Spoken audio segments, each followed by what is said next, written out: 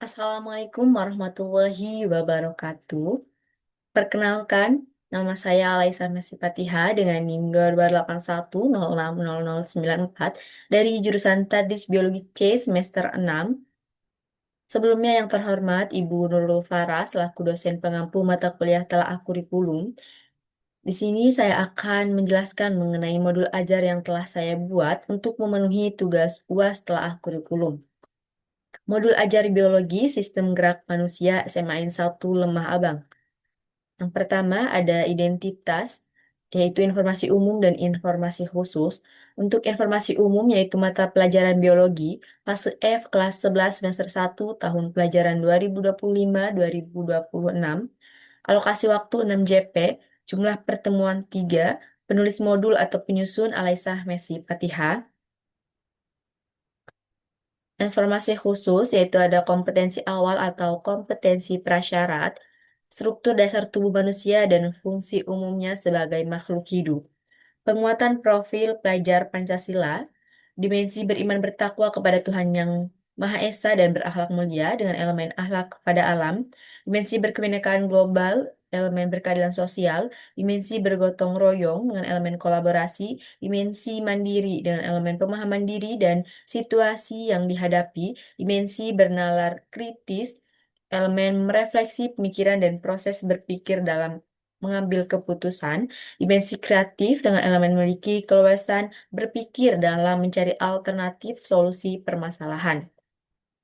Sarana dan prasarana yaitu ada PowerPoint atau PPT, video pembelajaran, laptop, LCD, LKPD, alat tulis, dan juga lembar penilaian.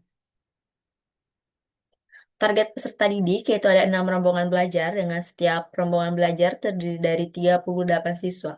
Model atau metode pembelajaran yang digunakan, model cooperative learning, pendekatan socio-scientific issue atau SSI, metode diskusi, tanya jawab, penugasan dengan kerja kelompok atau individu. Berikutnya ada komponen inti. Yang pertama ada capaian pembelajaran dengan elemen pemahaman biologi.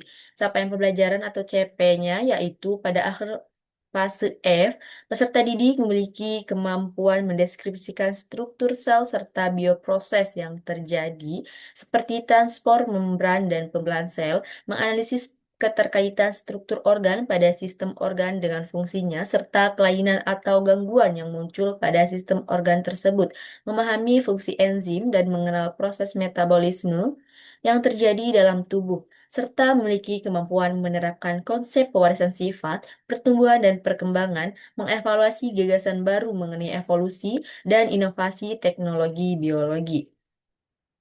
Keterampilan proses yaitu mengamati, mempertanyakan dan memprediksi, merencanakan dan melakukan penyelidikan, memproses, menganalisis data dan informasi, mengevaluasi dan refleksi, serta mengomunikasikan hasil. Yang kedua yaitu ada tujuan pembelajaran, di mana peserta didik dapat mendeskripsikan fungsi, struktur, bentuk tulang, dan juga osifikasi. Yang ketiga yaitu ada asesmen, dilaksanakan dalam 3 prosedur atau kegiatan, yaitu ada diagnostik, formatif, dan juga sumatif. Untuk diagnostik, asesmen diagnostik terdiri dari diagnostik non-kognitif dan diagnostik kognitif. Yang keduanya dilaksanakan pada awal pembelajaran dengan keterangan asesmen terlampir. Asesmen formatif dilaksanakan pada setiap akhir pertemuan sebagai post-test dan keterangan asesmen terlampir. Lalu berikutnya ada sumatif, yaitu asesmen sumatif dilaksanakan pada akhir materi sistem gerak setelah 3 kali pertemuan, yaitu asesmen terlampir. Ada instrumen asesmen. Untuk asesmen keterampilan berupa lembar pengamatan, rubrik tes tertulis, yaitu berupa pilihan ganda atau uraian, rubrik penilaian karakter profil pelajar Pancasila. Berikutnya ada kriteria ketercapaian tujuan pembelajaran, yaitu peserta didik dapat mendeskripsikan fungsi, struktur, bentuk tulang, dan juga osifikasi. Lalu ada pertanyaan pemantik, yaitu coba kalian bayangkan apa yang akan terjadi jika di dalam tubuh kita tidak memiliki tulang. Bisakah kita berdiri tegak? Yang keempat yaitu pemahaman bermakna. Peserta didik dapat mendeskripsikan fungsi, struktur, bentuk tulang, dan juga osifikasi. Yang kelima, persiapan pembelajaran. Pembelajaran berlangsung secara tatap muka. Hal-hal yang harus disiapkan yaitu media pendukung seperti LCD proyektor, laptop, LKPD, dan buku-buku pelajaran kelas 11 serta PowerPoint atau PPT terkait materi sistem gerak manusia. Yang keenam yaitu ada kegiatan pembelajaran. Untuk pertemuan pertama, di sini ada langkah pembelajaran, deskripsi, dan alokasi waktu. Langkah pembelajaran pertama itu kegiatan pendahuluan dengan alokasi waktu 15 menit yang berisikan orientasi, yaitu guru memberikan salam, dilanjutkan dengan menanyakan kabar peserta didik dan kesiapan belajar. Guru menunjuk salah satu peserta didik untuk memimpin doa sebelum mulai pelajaran. Guru mengecek kehadiran peserta didik. Guru menanyakan materi yang telah dipelajari sebelumnya.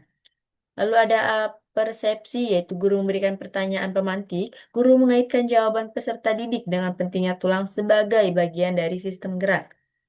Ada kegiatan inti dengan alokasi waktu 60 menit. Karena ini menggunakan model cooperative learning, maka di sini ada sintaks dari cooperative learning. Yang pertama yaitu menyampaikan tujuan dan mempersiapkan peserta didik. Yang di mana yaitu guru menyampaikan tujuan pembelajaran yang akan dicapai pada pertemuan hari ini. Lalu guru menjelaskan garis besar kegiatan pembelajaran yang akan dilakukan dengan model cooperative learning tipe STAD. Sintaks yang kedua yaitu menyajikan informasi atau menyampaikan materi awal. Guru memberikan materi mengenai sistem gerak manusia, khususnya itu fokus pada tulang melalui PowerPoint. Peserta didik memperhatikan dan menyimak penjelasan guru sebagai dasar pemahaman awal. Lalu guru memberikan kesempatan kepada peserta didik untuk menanya berkaitan dengan materi sistem gerak pada manusia. Sintaks berikutnya yaitu mengorganisasi peserta didik ke dalam tim belajar, yaitu guru membagi peserta didik ke dalam 3 sampai 4 kelompok. Lalu peserta didik bergabung dengan kelompoknya masing-masing yang telah ditentukan oleh guru. Sintaks berikutnya yaitu membantu kerja tim dan belajar, yang dimana guru memberikan lembar kerja peserta didik atau LKPD kepada masing-masing kelompok. Peserta didik melakukan kegiatan sesuai dengan petunjuk yang ada di LKPD tersebut, lalu guru mengawasi jalannya kegiatan diskusi kelompok. Guru membimbing peserta didik bekerja untuk menganalisis, mengolah, dan mendiskusikan jawaban LKPD, lalu siswa mempresentasikan hasil diskusi kelompoknya di depan kelas dan guru memberikan penekanan terhadap hasil diskusi yang disampaikan oleh peserta didik dan memberikan informasi tambahan sebagai pengembangan materi yang dibahas. Sintaks berikutnya yaitu mengevaluasi. Guru memberikan tes pemahaman siswa dengan menggunakan kuis individu, yang dimana kuis ini berisi pertanyaan-pertanyaan yang mencakup seluruh materi yang telah disampaikan dan juga telah didiskusikan dalam kelompok. Sintaks berikutnya itu memberikan pengakuan dan penghargaan, yang dimana guru ini memberikan hadiah apresiasi untuk siswa yang menyelesaikan tes dengan tepat dan juga cepat. Kegiatan penutup dengan alokasi waktu 15 menit, yaitu refleksi dan informasi kegiatan berikutnya, yang dimana guru ini mengajak peserta didik melakukan refleksi terkait pembelajaran hari ini dengan menunjukkan beberapa murid untuk menyimpulkan. Lalu guru menugaskan peserta didik mempelajari materi yang akan dipelajari pada pertemuan berikutnya dan juga guru meminta peserta didik menutup pembelajaran dengan membaca doa. Yang ketujuh itu ada refleksi pendidik dan juga peserta didik. Untuk refleksi murid atau peserta didik, yaitu ada 6 pertanyaan. Yang pertama, apakah ada kendala pada kegiatan pembelajaran? Apakah semua peserta didik aktif dalam kegiatan pembelajaran? Apa kegiatan paling menarik atau menantang selama pembelajaran sistem gerak? Apa kesulitan utama yang dihadapi selama proses pembelajaran? Lalu, apa siswa yang memiliki Apakah siswa yang memiliki kesulitan ketika berkegiatan dapat teratasi dengan baik, dan yang terakhir yaitu apa pelajaran penting yang didapat dari pembelajaran sistem gerak ini, baik untuk pengetahuan maupun kehidupan sehari-hari. Nah, untuk refleksi guru atau pendidik yaitu yang pertama, apakah tujuan pembelajaran pada setiap pertemuan telah tercapai dengan baik? Lalu, bagaimana dari kegiatan pembelajaran sistem gerak yang paling berhasil melibatkan peserta didik, lalu bagian mana dari pembelajaran yang masih memerlukan perbaikan atau penyesuaian? Apakah asesmen formatif dan juga sumatif mampu mengukur pemahaman peserta didik secara menyeluruh?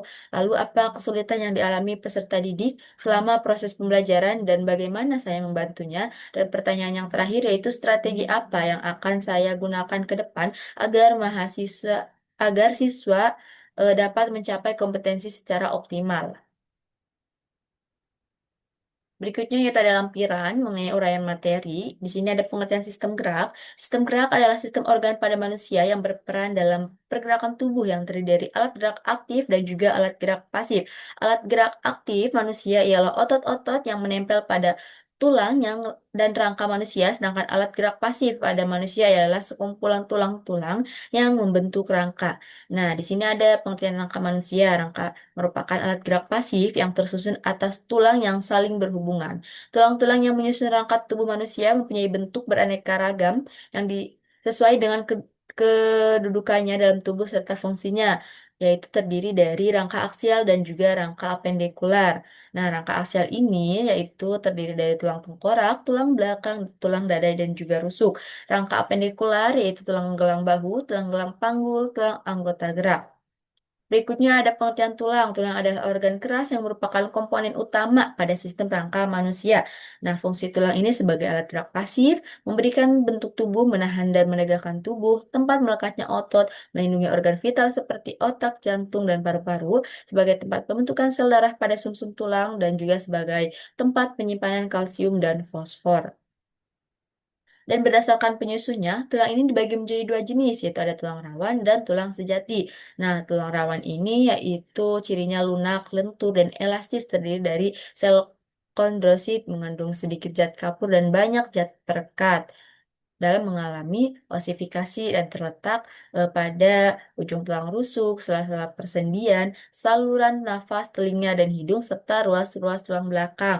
Sedangkan tulang sejati yaitu cirinya lebih keras, kaku, dan mudah patah, terdiri dari sel osteosit mengandung banyak zat kafur dan sedikit zat perekat.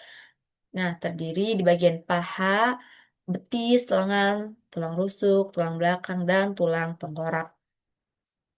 Berdasarkan bentuknya, tulang ini dibagi menjadi 5 bentuk, yaitu ada tulang panjang. Nah, tulang panjang ini adalah tulang yang bentuknya silindris, lebih panjang dan lebih panjang daripada lebarnya gitu. Contohnya, tulang panjang itu terdapat pada paha, tulang lengan atas, tulang kering, dan tulang betis. Yang kedua, tulang pipi yang berbentuk pipi atau tipis. Contohnya adalah tulang rusuk, tulang belikat, dan tulang dada. Yang ketiga, tulang pendek. Tulang pendek ini berbentuk kubus atau pendek tidak beraturan. Contohnya yaitu ras-ras tulang belakang, pangkal lengan, pergelangan tangan, dan pergelangan kaki. Yang keempat yaitu tulang tidak beraturan, memiliki bentuk yang tidak teratur. Contohnya itu tulang wajah dan tulang belakang. Dan yang kelima yaitu tulang sesamoid. Tulang sesamoid ini merupakan tulang kecil yang terletak di dalam tendon, khususnya itu pada area persendian yang menerima tekanan tinggi. Contohnya itu pada tempurung lutut dan tulang-tulang kecil di sekitar jari tengah dan kaki. Dan yang terakhir itu mengenai osifikasi atau proses penulangan. Osifikasi adalah proses pembentukan tulang rawan menjadi tulang keras yang membentuk struktur tubuh manusia. Nah, proses ini berlangsung seumur hidup, dimulai sejak dalam kandungan dan terus berlanjut hingga dewasa, bahkan saat terjadi perbaikan tulang yang rusak. Lalu berikutnya, dalam modul ini terdapat pembelajaran remedial dan pengayaan. Pembelajaran remedial diberikan kepada peserta didik yang belum mencapai ketuntasan KKM pada KD tertentu, yaitu menggunakan berbagai metode yang diakhiri dengan penilaian untuk mengukur kembali tingkat ketuntasan belajar peserta didik. Pembelajaran remedial ini diberikan setelah peserta didik mempelajari satu atau beberapa KD tertentu yang diuji melalui ulangan harian. Nilai yang diperoleh peserta didik setelah remedial dilaksanakan adalah sebesar nilai KKM, yaitu 75. Untuk teknik pelaksanaannya, yaitu yang pertama, penugasan individu diakhiri dengan tes, baik lisan atau tertulis, bila jumlah peserta didik yang mengikuti remedial itu maksimal 20%. Nah, yang kedua itu penugasan kelompok diakhiri dengan penilaian individu, bila jumlah peserta didik ini eh, lebih dari 20% tapi kurang dari 50%. Dan yang ketiga yaitu pembelajaran ulang diakhiri dengan penilaian individual bila jumlah peserta didik yang mengikuti remedial ini lebih dari 50%. Ini ada daftar pustaka dari modul yang telah dirancang. LKPD dan tes formatif atau tes formatif dilampirkan pada file berbeda. Nah, lembar validasi naskah modul ajar sistem gerak manusia fase F kelas 11 IPA terpadu atau biologi ini telah diperiksa, dikaji, dan disetujui oleh Kepala Sekolah SMN 1 Abang, yaitu Bapak Dr. Andes Haji Asep Didi Siswadi Letnadi, dan penyusun yaitu Alesa Messi Fatihah. Nah, ini merupakan LKPD yang digunakan mengenai sistem gerak manusia dan pendekatan Socio-Scientific Issue atau SSI, yang dimana dalam LKPD tersebut terdapat 3 aktivitas, yang masing-masing aktivitasnya terdapat 5 pertanyaan, dan LKPD ini mengenai isu-isu sosial mengenai sistem gerak. LKPD ini berisi mengenai kelainan atau penyakit pada tulang. Oke, sekian dari saya. Mohon maaf atas segala kekurangannya. Allahumma fi aqwamit thoriq. Wassalamualaikum warahmatullahi wabarakatuh.